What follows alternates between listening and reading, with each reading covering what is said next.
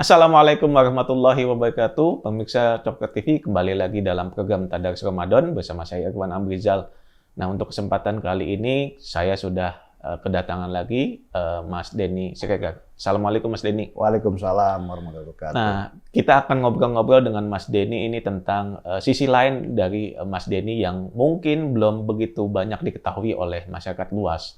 Nah, Mas Denny, di satu sisi itu kita mendengar ya bahwa Mas Denny itu dituduh macam-macam lah, mulai anti-Islam lah, kemudian penista agama dan lain-lain lah. Pokoknya tuduhan yang sangat hina gitu ya, yang kemudian juga itu bisa memunculkan efek negatif ya. Tapi di sisi lain, dari pandangan saya, penglihatan saya, kemudian juga dari testimoni teman-teman, itu Mas Denny, Bang Ade, dan juga teman-teman yang lain ya, itu termasuk orang yang sangat taat beragama, terutama dalam hal sholat ya. Ini kan sholat itu buat banyak kalangan kan, ya ada yang ini ya, nggak terlalu rutin melakukan. Tapi Mas Denny, Bang Ade itu sangat rutin dalam pengamatan saya dan dari testimoni teman-teman. Nah, Mas Denny memang taat beribadah, Mas? Atau seperti apa, Mas? Ini yang orang salah menafsirkan konsep sholat buat saya sih ya. Okay. Buat saya pribadi Okay. Sholat itu bukan taat beribadah sebenarnya. Sholat itu buat saya itu gini. Manusia itu pada dasarnya orangnya labil. Manusia ya. Kenikmatan dunia ya kan dan semua godaan-godaan itu membuat manusia itu labil, tidak punya prinsip yang kuat ya. Nah, sholat itu menjaga itu. Ya kan. Jadi buat saya sholat itu sebenarnya bukan masalah ketaatan kepada perintah Tuhan, enggak. Kalau kita meyakini itu berarti kita masih pada level ibadah yang OB itu tadi.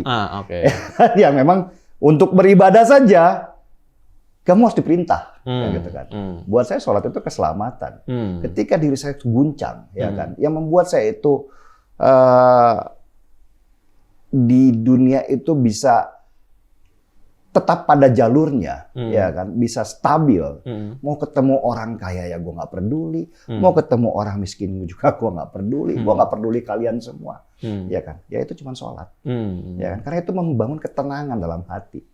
Jadi sholat itu adalah kebutuhan diri saya sendiri, pemenuhan. Jadi kalau misalnya makanan itu kebutuhan perut, sholat itu kebutuhan rohani. Nah, makanya saya bilang ini bukan masalah ketaatan. Orang yang berbicara bahwa sholat itu adalah ketaatan kepada Tuhan berarti dia masih pada level bahwa sholat itu adalah sebuah perintah. Enggak, kalau buat saya itu kebutuhan.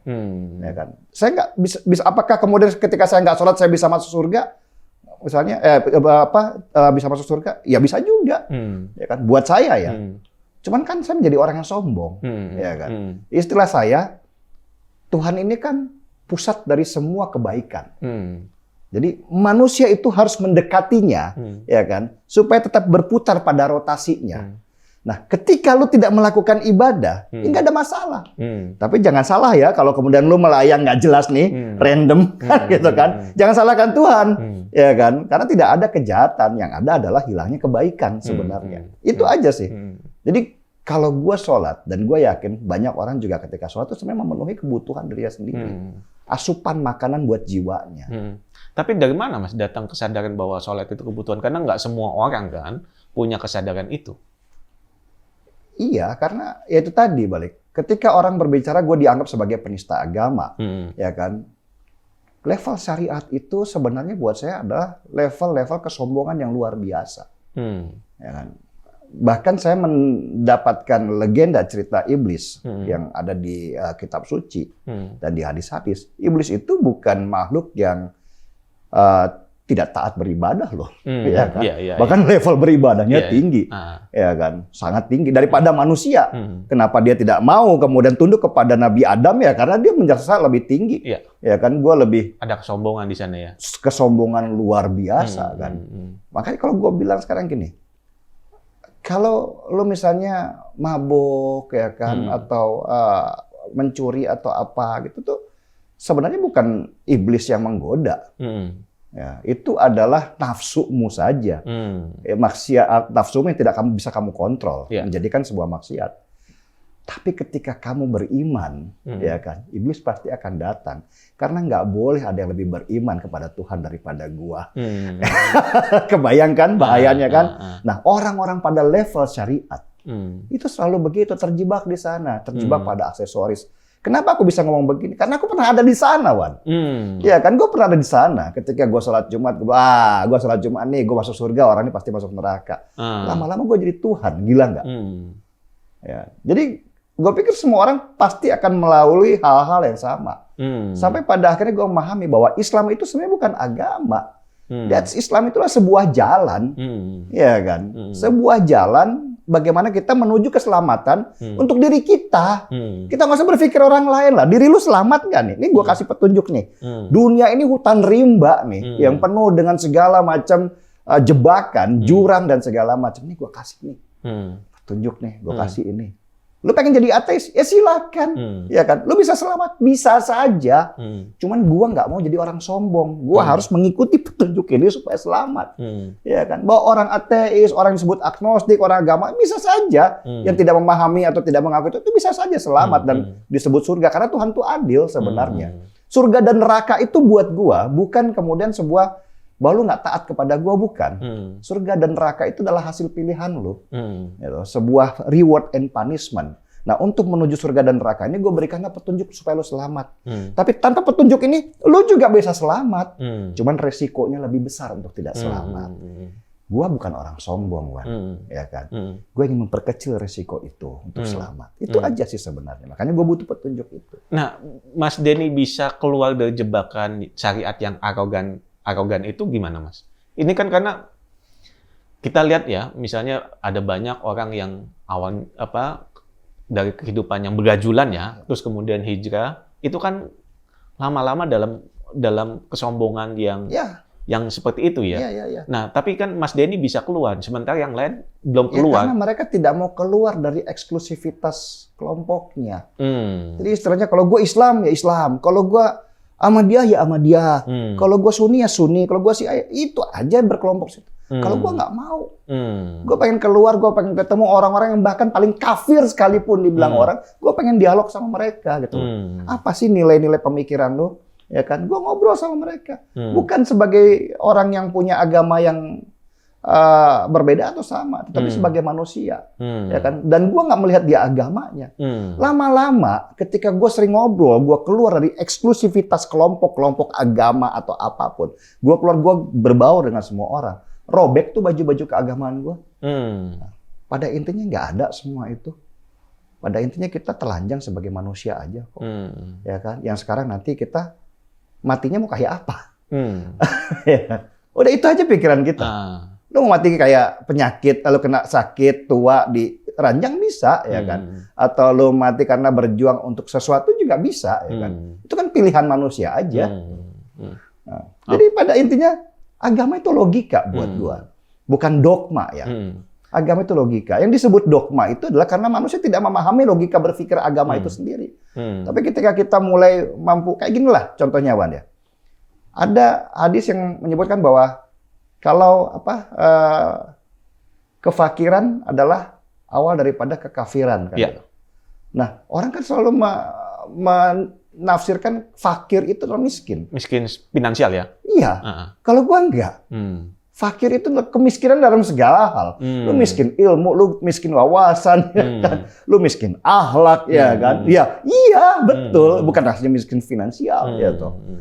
Termasuk ketika kemudian naik haji lah bila mampu, kan gitu kan. Orang berpikir mampu secara finansial. Kalau gua enggak, gila, naik haji itu buat gua adalah ibadah yang paling berat, men.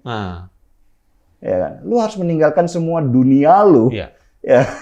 Fokus di sana selama bukan hanya hari. Fokus, lu harus meninggalkan dunia lu. Dunia lu. Nggak usah, jangan ada pikiran harta.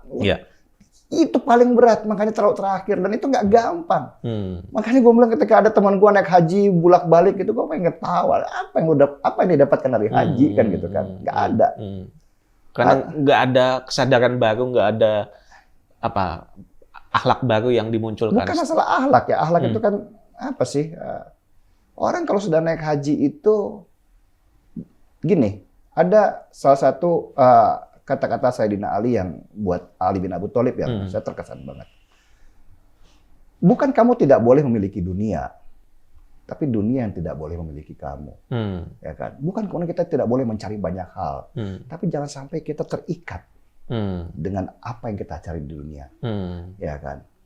Ketika kita sudah mau naik haji, ketika kita sudah mau haji, kita bukan hanya mampu secara materi, tapi juga mampu nggak kita melepaskan ikatan keduniawian ini?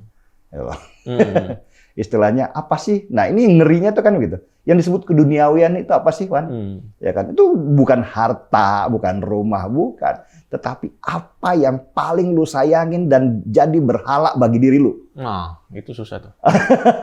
Anak bisa, istri bisa, kegantengan bisa, kesehatan bisa. Apa sih yang lu sayang? Itu akan dihajar di sini. Dihajar nggak karu-karan. That's dunia. Oke. Ya kan? Oke. Pertanyaan terakhir dan ini juga mengulang dari pertanyaan saya yang pertama, Mas Denny.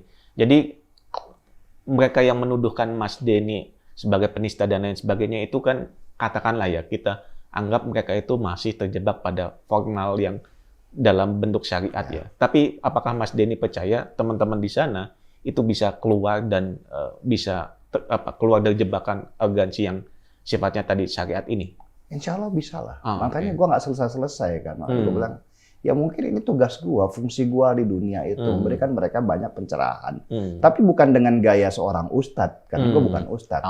Dengan gaya seorang Denny Siregar, yang orang selengean, yang sembarangan. Tapi kalau misalnya teman-teman lihat video-video gua yang bicara tentang politik dan segala macam, itu sebenarnya banyak bicara tentang nilai, ya kan, nilai seorang manusia, kan gitu kan. Bukan hanya, tapi bukan dalam bentuk hadis atau ayat, ya, tapi dalam bentuk perilaku manusia yang ada di sekitarnya. Karena satu yang gua percaya, Wan, Tuhan itu tidak pernah mengajarkan manusia itu lewat perkataan, karena nggak mungkin kita berkata-kata sama Tuhan. Tapi mengajarkan kita dengan banyak peristiwa. Belajarlah kamu dengan peristiwa-peristiwa yang sudah aku hadirkan di dunia. Jadi jangan salahkan saya, kata Tuhan itu kan gitu. Kalau kemudian ternyata kamu terjebak pada kesalahan yang sama, karena kamu tidak pernah belajar daripada apa yang sudah saya hadirkan sebelumnya. Oke. Terima kasih Mas Denny. Thank you. Ini obrolan yang sangat penting dan mudah-mudahan kita semua bisa belajar dari obrolan ini. Terima kasih sekali lagi Mas Denny. Terima kasih juga penonton Coklat TV. Assalamualaikum warahmatullahi wabarakatuh.